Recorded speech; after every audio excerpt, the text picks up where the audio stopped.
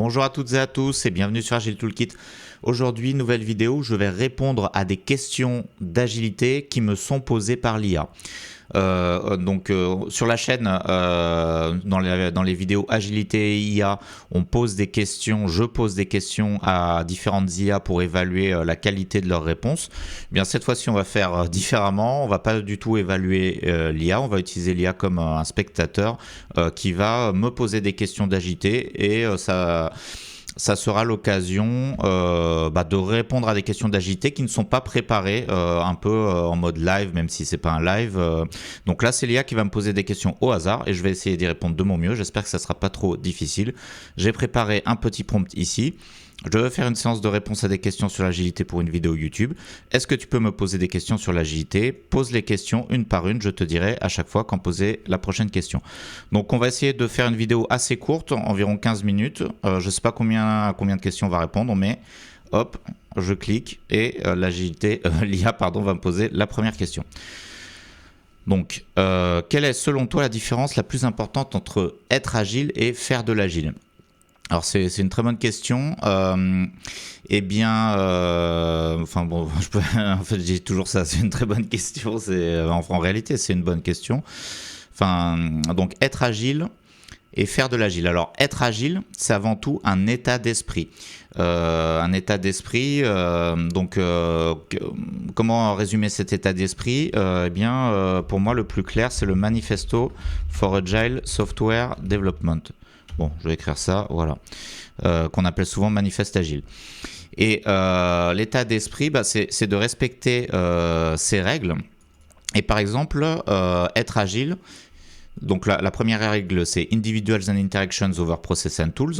Être agile, c'est privilégier les interactions, les individus, plutôt que les process et les outils.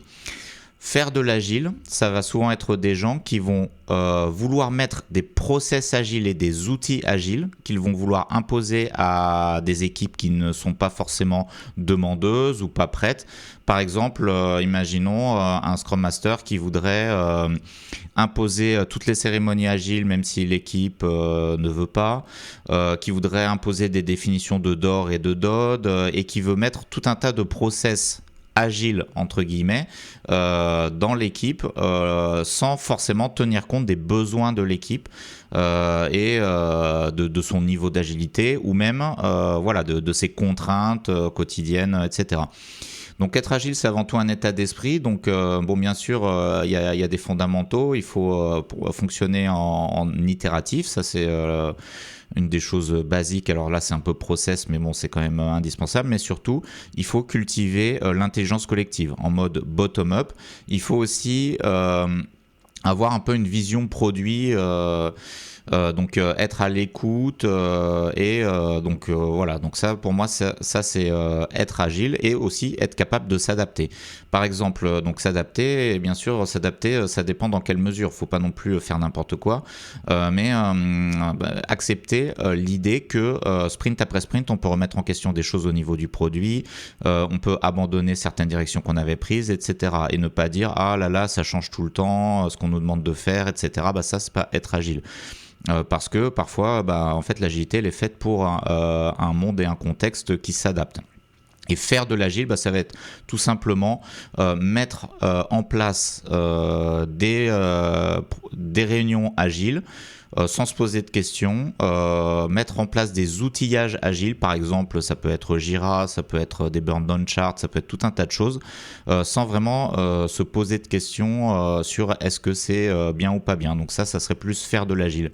Être agile, ça serait vraiment maîtriser tous ces outils et se poser la question par rapport à l'équipe. Donc si on est Scrum Master, qu'est-ce qui va leur convenir le mieux, et au niveau de l'équipe, être agile, ça serait cultiver l'intelligence collective, et respecter les principes qui sont dans le manifesto. Pour moi, c'est la définition la plus simple et la meilleure, et on n'a pas fait mieux depuis. Voilà, première question, j'espère que j'ai bien répondu. Dites-moi en commentaire si vous n'êtes pas d'accord avec moi. Donc là, hop, question suivante. Bon, je ne connais pas les questions, bien sûr, je n'ai pas répété. Quelles sont, selon toi, les erreurs les plus fréquentes que commettent les équipes débutantes lorsqu'elles commencent à utiliser Scrum ? Les erreurs les plus fréquentes. Je pense que, alors ça fait la suite à la question d'avant. On peut très bien débuter Scrum en étant débutant, sans faire d'erreur si on est agile. Alors on peut l'être par nature, on peut être bien accompagné par un coach agile ou un Scrum Master qui va s'adapter aux besoins de l'équipe. Donc l'erreur la plus fréquente, c'est de vouloir coller à des méthodes ou des frameworks, comme par exemple Scrum ou Safe. Bon là dans la question c'est Scrum, sans se poser la question de est-ce que ça va correspondre à mon équipe ou pas, est-ce que ça va être utile ou pas, sans se poser la question de quel est le chemin dans la transformation agile de l'équipe. Donc il y a tout un tas de questions à se poser, donc il faut avoir un peu de clairvoyance. Alors bien sûr, il n'y a aucune réponse préconçue parce que ça dépend de chaque équipe, de son contexte, du contexte d'entreprise, de son histoire, etc. Donc moi, je fais de la prestation depuis pas mal d'années. En fait, chaque entreprise, donc ça veut dire que je suis prestataire, je vais dans différentes entreprises en fonction des missions. Chaque entreprise est vraiment très différente. Et une erreur qui est fréquente, c'est que on pourra avoir des Scrum Masters ou des prestataires, des coachs agiles qui arrivent avec le livre de la vérité de toutes les méthodes agiles et qui veulent les imposer à une équipe. Donc ça, c'est une erreur. Et les équipes elles-mêmes peuvent même faire ces erreurs-là, c'est-à-dire essayer de coller à des méthodes entre guillemets aveuglément sans forcément les comprendre ou sans se poser la question si ça va être pertinent ou pas. Je pense que c'est une erreur assez rare, c'est pas les erreurs les plus fréquentes. Voilà. Bon, après on pourrait faire une collection d'erreurs, une collection d'anti-patterns, il y en a plein sur internet, mais pour moi ça c'est la véritable erreur fondamentale. C'est aussi, une autre erreur, c'est qu'il ne faut pas considérer que l'agilité, c'est une fin en soi. C'est un outil au service d'un projet, d'une équipe. Bien sûr, on ne peut pas transgresser toutes les règles de l'agilité, mais ça ne reste qu'un outil qui doit s'adapter à l'équipe et l'équipe doit avoir sa propre réflexion. Et voilà. Autre erreur fréquente, je pense que dans les entreprises, il y a eu une mode de l'agilité, peut-être que c'est encore le cas maintenant. On a eu tendance à vouloir mettre de l'agilité partout sans se poser de questions, en mode rouleau compresseur, alors que ce n'est pas adapté à tous les projets, ni à toutes les équipes, ni à toutes les entreprises même. Donc ça, une erreur fréquente, ça peut être de vouloir adapter l'agilité, comme dans les livres, à des équipes pour lesquelles l'agilité ne se prête pas bien. Voilà, donc je ne vais pas trop rentrer dans les détails, mais voilà, si je peux résumer ça comme ça. Donc faut toujours se poser la question, Scrum, est-ce que c'est pertinent pour mon équipe, pour mon contexte? Et dans Scrum, qu'est-ce que je vais prendre et par où je vais commencer pour commencer l'agilité? Ne pas appliquer aveuglément la méthode. Donc voilà, bon, je vais m'arrêter là pour cette question, mais si vous avez des commentaires, n'hésitez pas à le faire en commentaire de la vidéo. Question suivante. Comment expliques-tu simplement à un débutant la vraie raison d'être des story points? Alors la vraie raison d'être des story points pour un débutant. Alors ça c'est particulièrement délicat. On fera sur la chaîne tout un tas de vidéos sur le story point et sur les estimations en général. Le story point, c'est une unité de mesure de la charge de travail des user stories. Donc plus le nombre de story points va être élevé, plus ça veut dire qu'il y aura beaucoup de travail. Mais cette unité de mesure, elle est indépendante de la personne qui va réaliser ou de l'estimateur, et elle est indépendante du temps parce que la charge de travail, si on la compte en heures, le nombre d'heures ou en jours hommes, le nombre de jours hommes qu'on va passer à réaliser une user story va dépendre du niveau de performance de la personne qui va faire la user story. Avec le story point, on enlève cette notion de dépendance à la personne qui va réaliser. Donc c'est une charge de travail relative par rapport aux autres user stories, par rapport à des user stories de référence, par exemple les user stories les plus simples qui valent 1. Donc voilà, c'est par ça que je commencerai. Donc le moins important dans le story point, c'est le poids relatif des user stories les unes par rapport aux autres. Donc 1 point, c'est la user story la plus simple. 2 points, c'est la user story. C'est une user story 2 fois plus compliquée que la user story la plus simple. 5 points, 5 fois plus compliqué. Alors, donc là, en quoi c'est pertinent? C'est simple, ça va permettre aux gens de se mettre d'accord plus facilement sur les estimations. Et par exemple, imaginons qu'on a une user story où il faut développer un écran, afficher quelque chose dans un écran. Et on dit que c'est la chose la plus simple, il faut afficher une liste d'informations qu'on va récupérer en base de données, afficher sur un site web. Donc on pourrait très bien dire que parmi tout le backlog, tout le monde pourrait se mettre d'accord pour dire ok, ça c'est la user story la plus simple, on a des tas d'autres choses à développer très compliquées, mais ça c'est le truc qu'on estime la plus simple. Donc tout le monde peut très bien se mettre assez facilement d'accord pour dire que ça fera un story point. Imaginons maintenant une autre user story où il y a 2 écrans à développer, 2 fois la même tâche similaire. Tout le monde pourra se mettre d'accord aussi pour dire que c'est à peu près 2 fois plus de temps, donc ils mettront 2 au lieu de 1. Donc ça c'est le principe de la user story. Alors que si on veut compter en jour homme, peut-être qu'un développeur débutant va dire bon, je ne l'ai jamais fait, je ne sais pas comment on fait, ça va me prendre 3 jours de faire ça. Et peut-être que quelqu'un d'expérimenté va me dire non, moi ça va me prendre une demi-journée et ainsi de suite. Donc voilà comment j'expliquerai l'aspect relatif indépendamment du temps. Donc ensuite le story point c'est vraiment très compliqué. Donc c'est très compliqué, c'est très compliqué, c'est pas si compliqué que ça, mais c'est pas non plus si simple. Donc il faut quelques heures d'explication pour bien expliquer le concept de story point. Donc pour moi, donner une explication simplement à un débutant, donc ça peut servir d'introduction, mais ça ne suffit pas à bien utiliser le story point. C'est quelque chose d'assez délicat, que beaucoup de gens comprennent mal.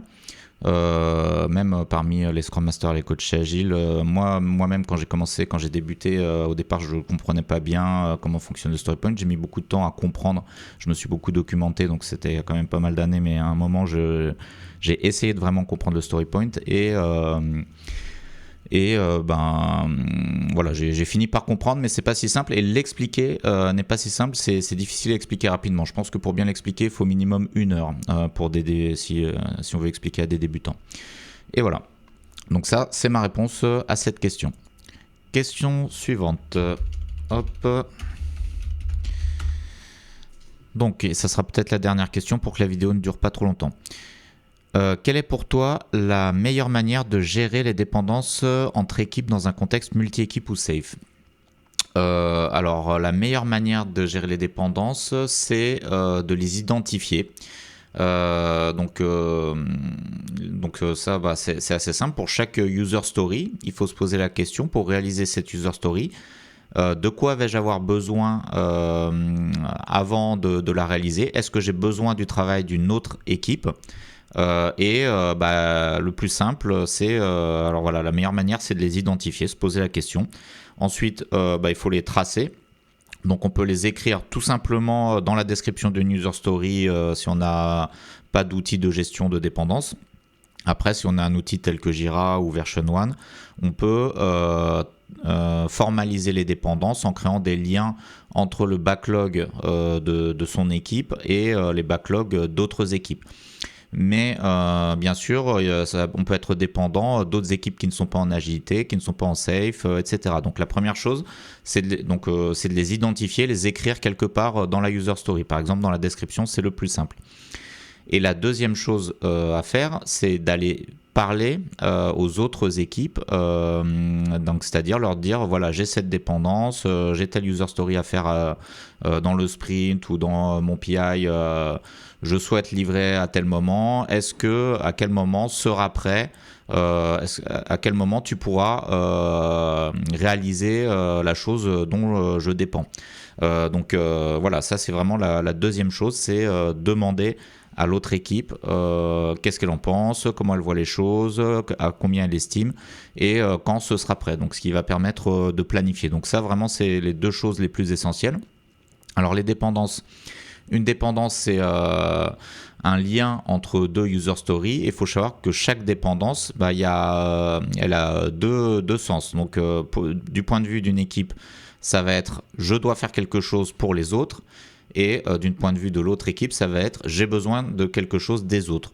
Donc, en général, on s'intéresse principalement à ce dont on a besoin des autres, pas forcément à ce dont les autres ont besoin de notre part, parce que pour ce dont les autres ont besoin de notre part, simplement on va attendre qu'ils viennent vers nous et qui nous posent des questions, et là on répondra à leurs questions, etc. Mais il faut d'abord se focaliser sur ce dont on a besoin soi-même dans ses propres user stories, parce qu'on maîtrise notre backlog, etc. On ne sait pas a priori ce dont les autres ont besoin. Alors on peut le savoir, on peut le deviner, mais c'est mieux de laisser les autres gérer les choses dont ils ont besoin et venir vers nous pour nous le demander. Donc se focaliser sur ce dont on a besoin, le noter dans les user stories, et une fois que c'est identifié, au moment de la planification, ça peut être en PI planning, ça peut être au sprint planning ou avant le sprint planning, bien sûr, pendant le backlog refinement par exemple, essayer d'aller voir les autres équipes, même plus qu'essayer, c'est aller voir les autres équipes, leur demander quand est-ce qu'ils pourront livrer ce dont on a besoin pour réaliser nous notre travail. Donc ça, c'est la meilleure manière de gérer les dépendances. On fera une vidéo sur les dépendances dans le cours sur l'agilité à l'échelle, où je rentrerai un petit peu plus dans le détail. Voilà, donc on va s'arrêter là pour les questions. J'espère que ça vous a intéressé cette vidéo. Et si vous avez des questions, eh bien, le plus simple, c'est de les poser en commentaire. J'essaierai d'y répondre à minima en réponse aux commentaires. Et sinon, peut-être même que je ferai une vidéo dédiée où je répondrai aux questions, s'il y en a beaucoup par exemple, ou s'il y a des questions particulièrement intéressantes. Je vous remercie pour votre attention et je vous dis à très bientôt pour de nouvelles vidéos.